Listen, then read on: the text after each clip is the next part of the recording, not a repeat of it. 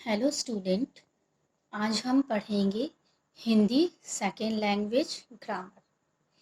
Hindi second language grammar का पहला part है भाषा, बोली, लिपि और व्याकरण। आज हम पढ़ेंगे भाषा किसे कहते हैं।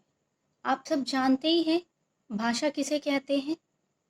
बिल्कुल जानते हैं आप सब भाषा किसे कहते हैं। आप सब ने पिछली कक्षा में पढ़े हैं या पढ़ी हैं भाषा किसे कहते हैं। जैसे कि हम सभी जानते हैं मनुष्य एक सामाजिक प्राणी है और समाज में रहकर अपने विचारों को जब वे व्यक्त करता है भाषा का प्रयोग करते हैं। जैसे कि बोलने के लिए तो फिर भी हम जो है मुख से उच्चारित ध्वनियों का प्रयोग तो करते ही हैं, लेकिन लिखते समय हमें भाषा का पूर्ण ज्ञान होना चाहिए, क्योंकि इससे ही भाषा के बारे में जानकर ही हम उसका सही लिखित रूप समझ पाएंगे। तो आइए अब हम भाषा की परिभाषा पढ़ते हैं।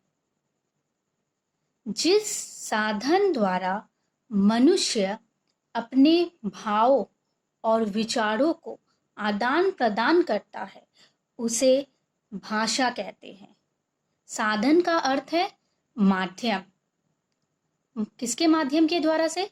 मनुष्य के, चाहे वो कोई भी हो, हम हो या आप हो, कोई भी उनके भावों को और उनके विचारों का आदान प्रदान करते हैं उसे भाषा कहते हैं। अब हमारा सेकंड टॉपिक है भाषा के रूप। भाषा के कितने रूप हैं? भाषा के 2 रूप है। पहला रूप मौखिक भाषा, दूसरा रूप लिखित भाषा। तो मौखिक भाषा किसे कहते हैं? भाषा का वह रूप जिसे बोलकर और सुनकर विचारों का आदान प्रदान करते हैं उसे मौखिक भाषा कहा जाता है। जैसे अध्यापिका ने पाठ समझाया, जैसे कि मैं अभी आप सबको पाठ समझा रही हूँ। दादी माँ ने नेहा को कहानी सुनाया। सेकंड उदाहरण क्या है? दादी माँ ने नेहा को कहानी सुनाया। दादी माँ क्या कर रही है? नेहा को कहानी सुना रही है। इसे हम मौखिक भाषा कहते हैं। भाषा का दूसरा रूप है लिखित भाषा। लिखित भाषा का परिभाषा क्या है?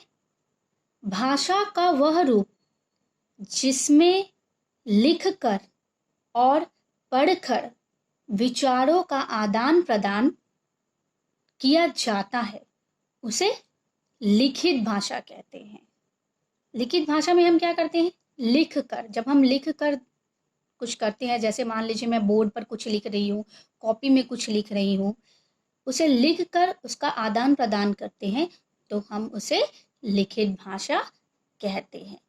लिखित भाषा का उदाहरण है नमन ने निबंध लिखा। नमन ने क्या लिखा? निबंध लिखा। दूसरा उदाहरण क्या है? नेहा पत्र लिख रही है। पत्र लिख रही है, जो हम पत्र लिख रहे हैं या नेहा पत्र लिख रही है वो है लिखित भाषा। ठीक है, आप सभी जानते होंगे, नहीं जानते हैं तो मैं बता देती हूँ। भाषा का एक और रूप है, वो है तीसरा क्या है? सांकेतिक भाषा। सांकेतिक भाषा यानी स्लैंग लैंग्वेज। तो सांकेतिक भाषा किसे कहते हैं? हमें सांकेतिक भाषा किसे कहते हैं?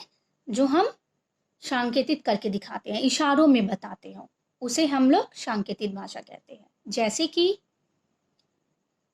जब हम सबको भूख लगती है तो हम पेट पर हाथ रखकर दिखाते हैं कि हमें भूख लगी है। अगर हम किसी को चुप रहने को कहते हैं तो हम होठों पे उंगली रखकर उसे चुप रहने को कहते हैं। जब हम किसी को सोने के लिए कहते हैं तो उनको हम संकेत करके दिखाते हैं सोने के लिए। और इसे हम क्या कहते हैं? सांकेतिक भाषा कहते हैं। सांकेतिक भाषा का कोई व्यक्तिगत आधार न होने के कारण इसको भाषा में नहीं गिना जाता है। हम सब ये भी कह सकते हैं ट्रैफिक पुलिस भी सांकेतिक भाषा के माध्यम से ही दाएं और बाएं आगे बढ़ने के लिए बोलता है, लेकिन इस भाषा का रूप, इसे हम भाषा का रूप नहीं मानेंगे क्योंकि थोड़ी अस्पष्ट होती है ये भाषा। हम भाषा के सिर्फ दो ही रूप पढ़ेंगे। पहला जो मैंने पढ़ाया मौखिक भाषा, दूसरा लिखित भाषा। आइए अब हम तीसरा टॉपिक पढ़ते हैं, हिंदी भाषा का वर्तमान स्वरूप।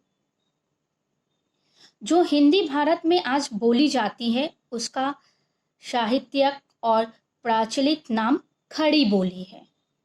कुछ विद्वानों का मानना है कि उत्तर प्रदेश के आसपास के इलाकों में यह बोली जाती थी और बिल्कुल खड़ी खड़ी बात कहने के कारण अथवा अक्खड़ भाषा होने के कारण संभव इसे खड़ी बोली कहा जाने लगी या कहे जाने लगे। आइए हम पढ़ते हैं सबसे पहले मातृभाषा। मातृभाषा की क्या परिभाषा है? वह भाषा जिसे बच्चे अपने परिवार से सीखते हैं या सीखता है या उसे अपनाता है, उसे हम लोग मातृभाषा कहते हैं।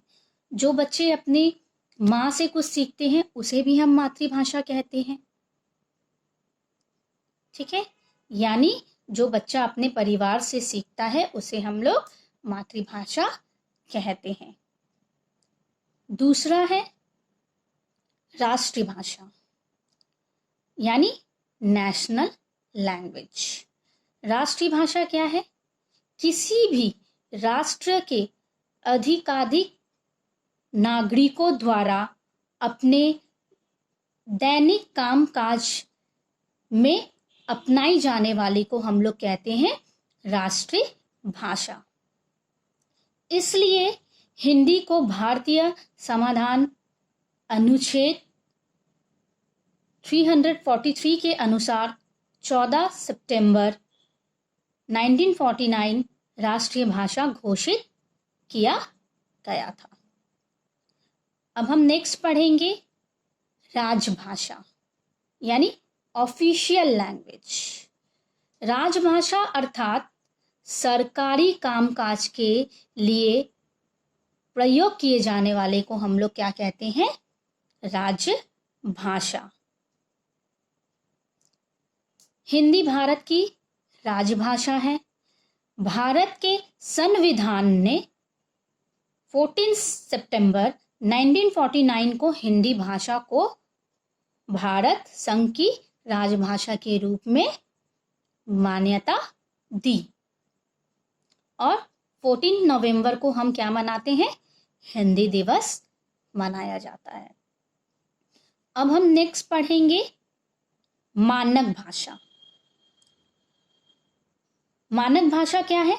भाषा के जिस रूप को मान्यता दी है वह मानक भाषा है। जैसे गए को गए, हिंदी को हिंदी, छुट्टियां को छुट्टियां आदि लिखा जाए। जैसे कि गए को हम लोग गए लिखते हैं, छुट्टी यानी छुट्टियां, ठीक है। इस प्रकार मानक भाषा है। अब हम लास्ट भाषा पढ़ेंगे, वो है संपर्क भाषा यानी लिंक और एप्लाइड लैंग्वेज। संपर्क भाषा किसे कहते हैं? जिस भाषा में एक दूसरे से विचारों का आदान प्रदान करते हैं, एक दूसरे को विचारों को हम लोग क्या करते हैं? आदान प्रदान करते हैं। वह हमारी क्या कहलाती है? संपर्क भाषा कहलाती है। जैसे उत्तर भारत के निवासी दक्षिण, पश्चिम या पूर्व भारत में जाकर एक दूसरे से हिंदी भाषा में ही संपर्क स्थापित करते हैं। अब हम पढ़ेंगे क्या? संविधान में कितनी, मतलब हिंदी में कितनी भाषाएं हैं। अब हम जानेंगे कि हमारे देश में कितनी भाषाएं हैं। भारत में अनेक भाषाएं बोली जाती है, मगर 22 भाषाओं को मान्यता प्राप्त हुई है। और कौन सी भाषा? जैसे कि कश्मीर में कश्मीरी बोली जाती है, गुजरात में गुजराती बोली जाती है, बंगाल में बंगाली बोली जाती है, और पंजाब में पंजाबी बोली जाती है, राजस्थान में राजस्थानी बोली जाती है, उड़ीसा में उड़िया बोली जाती है। इस तरीके कई भाषाएं बोली जाती है। ठीक है, ये हमारा हो गया कुल कितनी भाषाएं? 22 भाषाएं, जैसे कि मैंने अभी बताया। तो आज हम यहीं तक पढ़ेंगे स्टूडेंट। आगे हम बोली, लिपि और व्याकरण नेक्स्ट वीडियो में अपलोड कर दूंगी पार्ट 2 में। Okay student, thank you.